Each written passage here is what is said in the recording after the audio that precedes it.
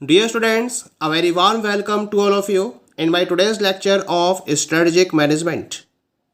In today's lecture, we will discuss upon the topic strategy evaluation. यानी कि आज के लेक्चर में हम डिस्कस करेंगे स्ट्रेटजी एवेल्यूएशन का कॉन्सेप्ट क्या है, हाउ द स्ट्रेटजी इज एवेल्यूएटेड। इसके रिगार्डिंग एक प्रॉपर डिस्कशन हम फॉलो करेंगे आज के लेक्चर में।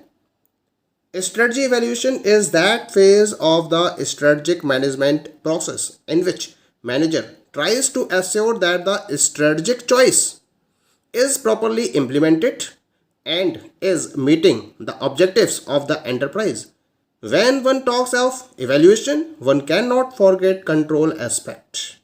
यानी कि strategy evaluation strategic management process की उस फेज को डिफाइन करता है जहां मैनेजर ये एश्योर करता है कि स्ट्रेटजिक चॉइस को प्रॉपरली इम्प्लीमेंट कर दिया गया है और इसके बेसिस पर एंटरप्राइज के ऑब्जेक्टिव्स को प्रॉपरली मीट आउट किया जा रहा है। यानी कि एंटरप्राइज के ऑब्जेक्टिव्स की मीटिंग के रेफरेंस में और स्ट्रेटजिक चॉइस के प्रॉपरली इम्प्लीमेंटेशन के रेफरेंस में मैनेजर्स स्ट्रेटजिक एवेल्यूएशन की प्रोसेस को फोकस करते हैं। और जब हम स्ट्रेटजिक एवेल्यूएशन की बात करते हैं तो ऑटोमेटिकली हमें स्ट्रेटजिक कंट्रोल को भी फोकस करना होता है, क्योंकि बिना स्ट्रेटजिक कंट्रोल के स्ट्रेटजिक एवेल्यूएशन को फॉरवर्ड प्रोसीड नहीं किया जा सकता। इसका मतलब हम कह सकते हैं कि जो स्ट्रेटजी एवेल्यूएशन है ये वो पर्टिकुलर प्रोसेस है जिसके बेसिस पर स्ट्रेटजिस्ट ये जानने के लिए एफर्ट्स करते हैं कि जिस पर्टिकुलर स्ट्रेटजी को इम्प्लीमेंट किया गया है क्या वो ऑर्गेनाइजेशन के द्वारा डिसाइड किए गए ऑब्जेक्टिव्स को प्रॉपरली अचीव कर पाने में कैपेबल है या नहीं है। That is clear.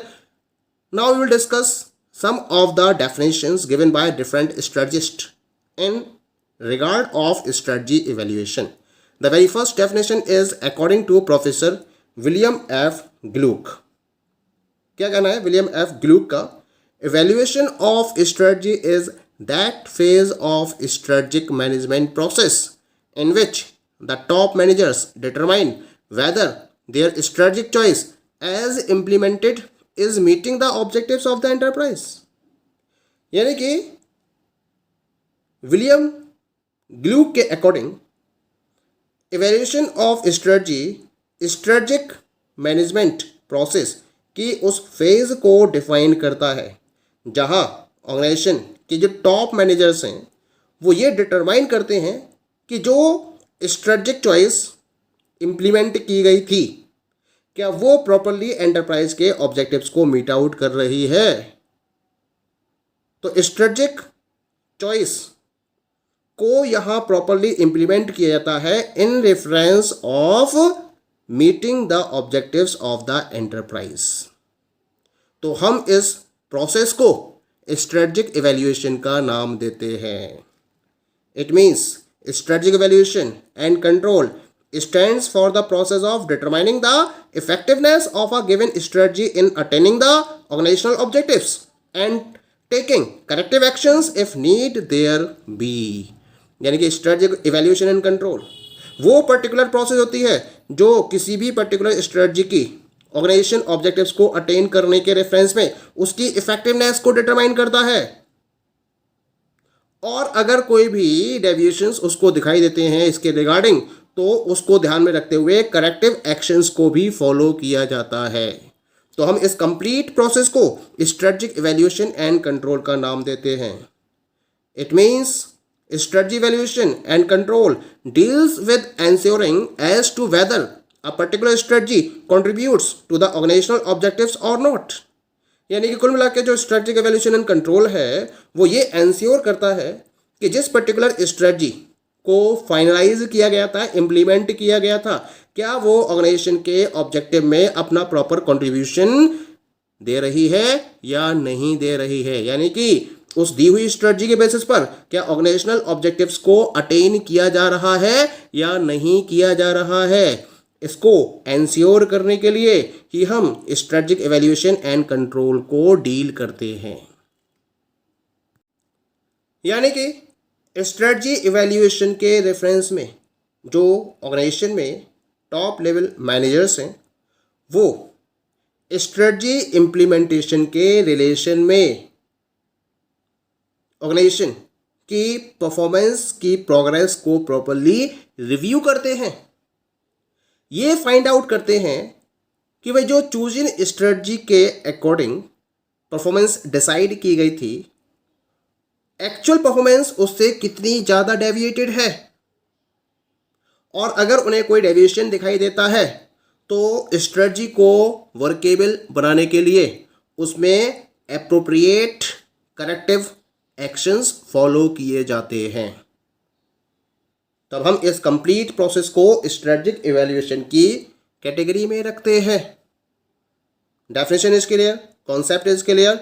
Now we will talk about the necessity और importance of strategic evaluation and control system.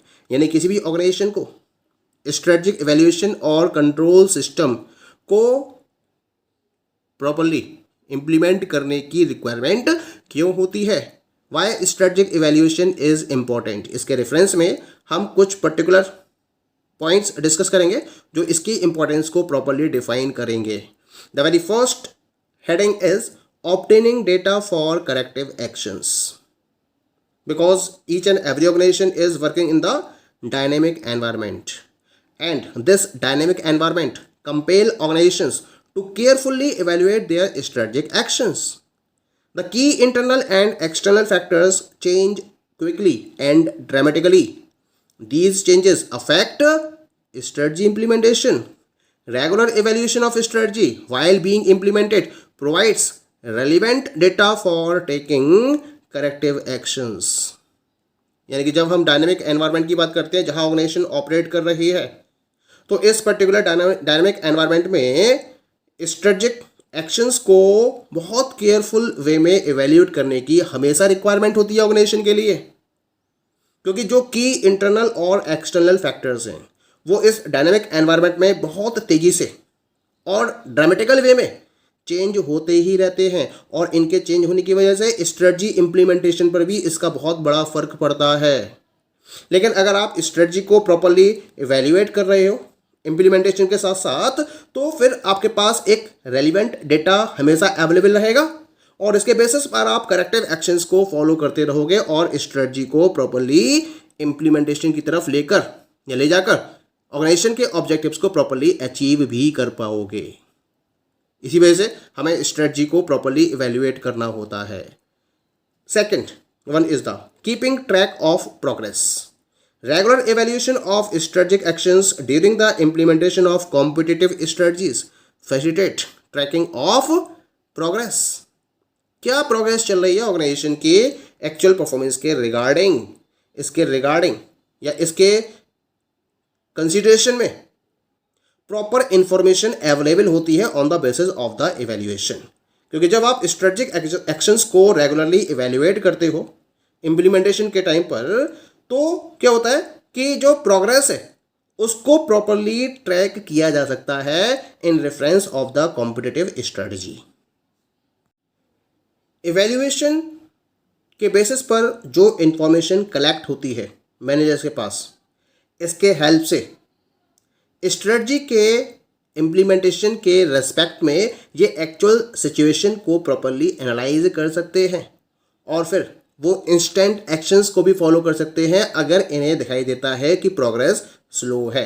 तो इस प्रोग्रेस को फास्ट करने के लिए इनकी तरफ से इंस्टेंट एक्शंस भी लिए जा सकते हैं। Third necessity is detection of flaws. Flaw को डिटेक्ट करने में भी स्ट्रेटजिक इवैल्यूएशन एक इंपॉर्टेंट रोल प्ले करता है। Nobody could guarantee that a particular strategy will work or that it is the most sound strategy. Therefore, strategy should be evaluated for critical flaws.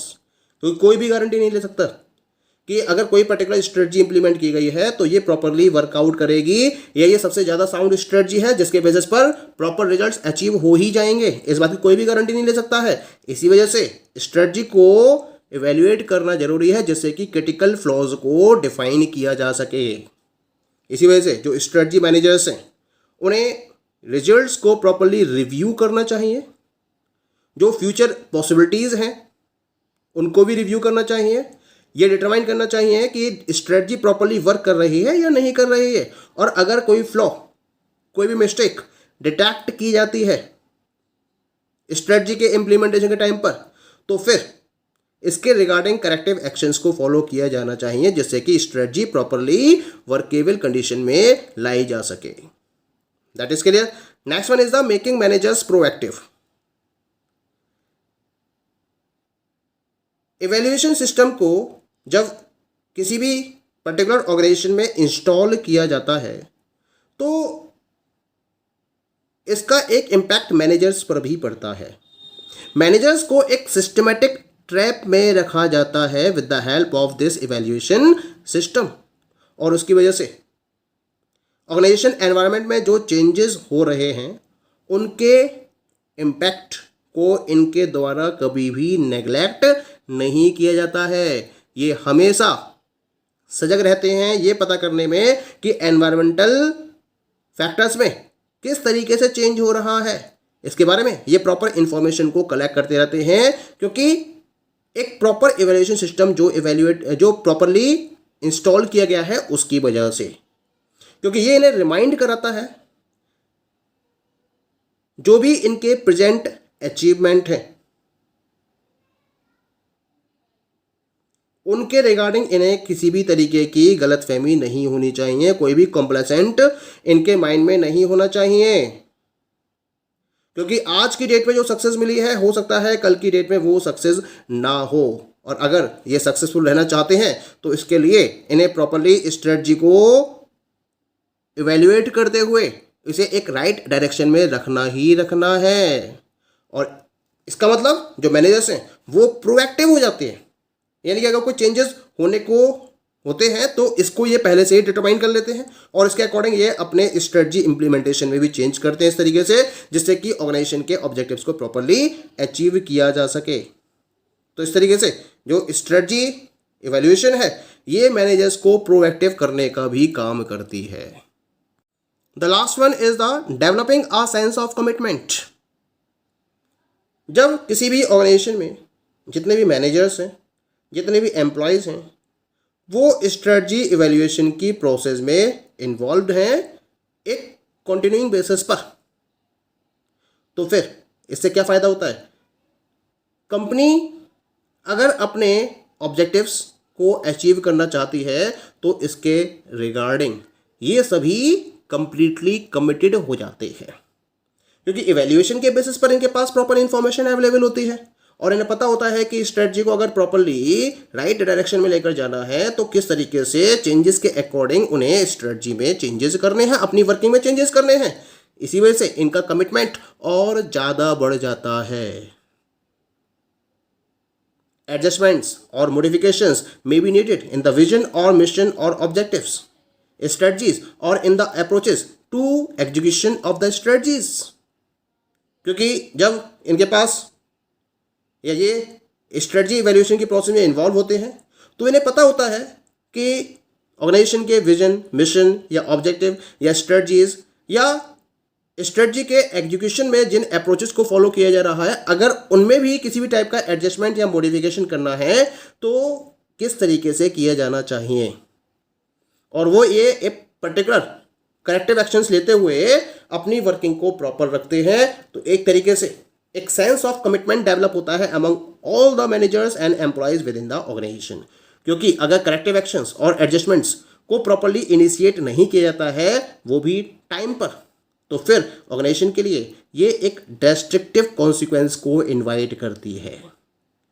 तो इसी वजह से all the managers and employees must be involved in the evaluation process, और ऐसा करके हम एक sense of commitment develop करते हैं हर एक मैनेजर और हर एक एम्प्लॉय के बीच में, और उसके बेसिस पर हम स्ट्रेटजी को प्रॉपरली इम्प्लीमेंट कर सकते हैं और उसके बेसिस पर प्रॉपर रिजल्ट्स को भी ऑब्टेन कर सकते हैं।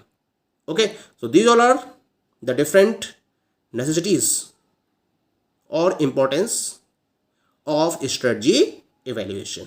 Okay, thank you.